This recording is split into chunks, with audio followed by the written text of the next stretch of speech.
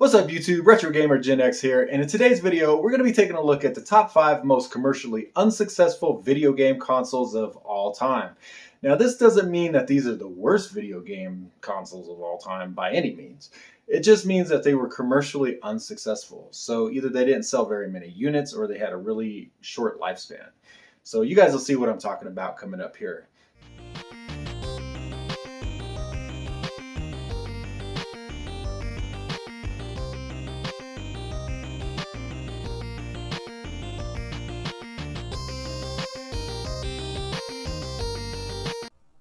Number 5. The Atari Jaguar.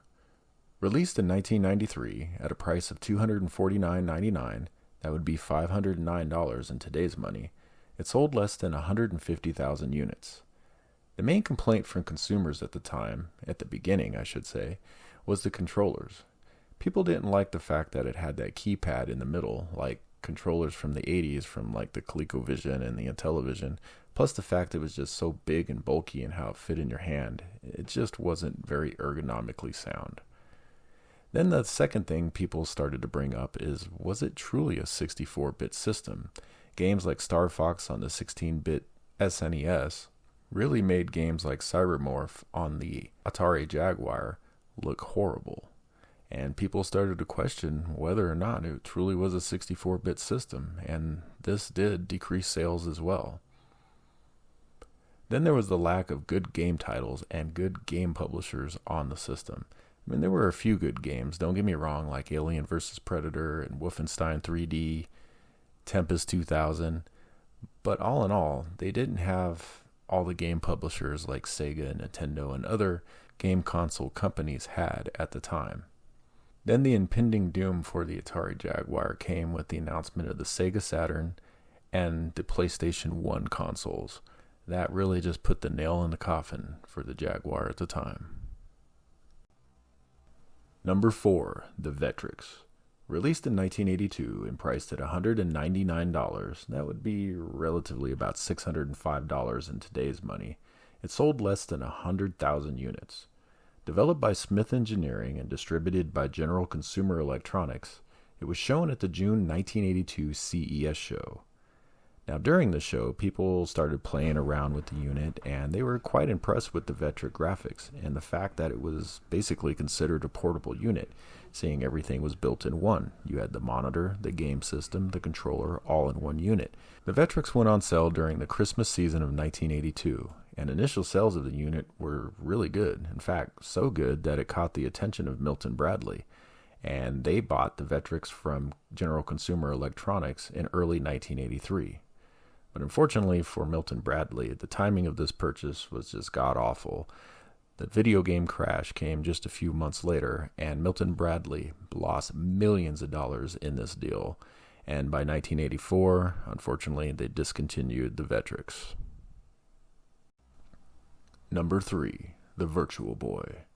Released in 1995 and priced at $179.95, that would be about $348 in today's money. It sold about 770,000 units. Now the reason that this is number 3 on the list is because this is Nintendo's greatest commercial failure. Yeah, you heard that right, guys. Nintendo's greatest commercial failure. The Virtual Boy sold the least amount of units of any other Nintendo video game system ever put out. So just put that in perspective. That's why it's number 3. Now, what was so wrong with it that made it so bad that nobody bought it? Well, Nintendo originally knew when they released this product that it caused eye strain. And they did release the product as is, basically, with a little bit of R&D going into it to try to make it a little safer. But as you can see, they put it out there with the games with the warnings on it saying, hey, take breaks every 30 minutes or whatnot. But did kids really pay attention to that? Of course not. So that caused eye strain, it caused headaches for these kids, and it caused parents to start going ballistic. Now, not only that, but the battery life of the system was horrible as well. You could only game on it for about an hour to an hour and a half before the batteries died, and you had to replace the batteries to be able to start gaming on it again.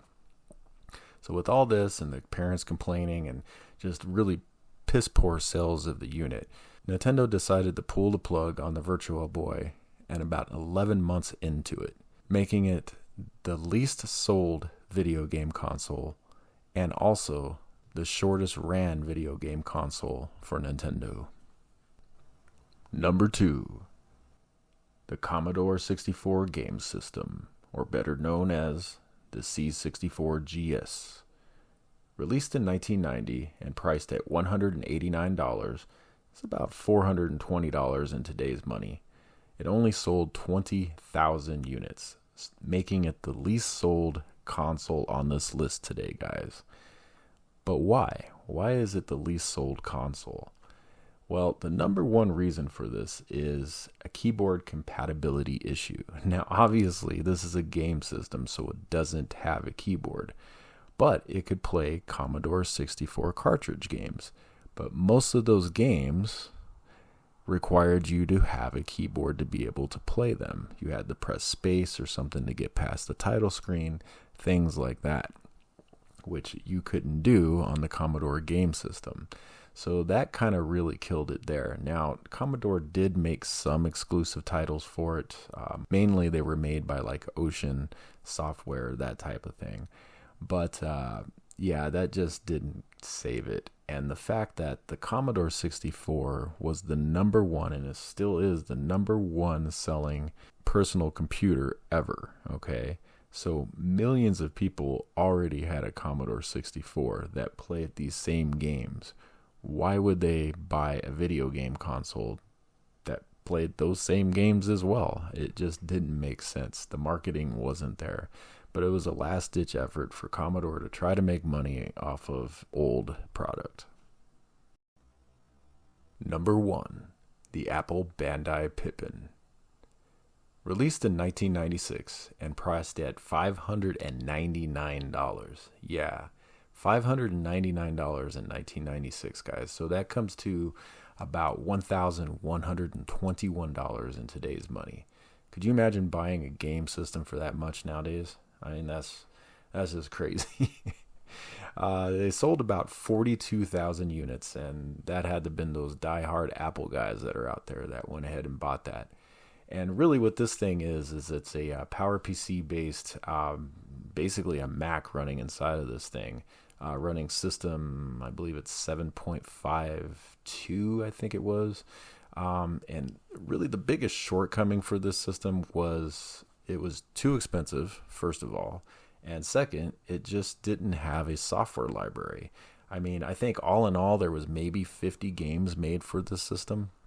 And if you're buying a game system that is, almost $1,200, you would want to get something that had more than like 50 games on it, and from good publishers as well, not just from, some people you don't really know making your games. So that was kind of the biggest shortcoming of this system. I mean, really, it was kind of a cool idea, and I would like to see Apple try to get back into the gaming market nowadays. One would like to see an Apple gaming console. That would be kind of cool. I mean, Microsoft did it.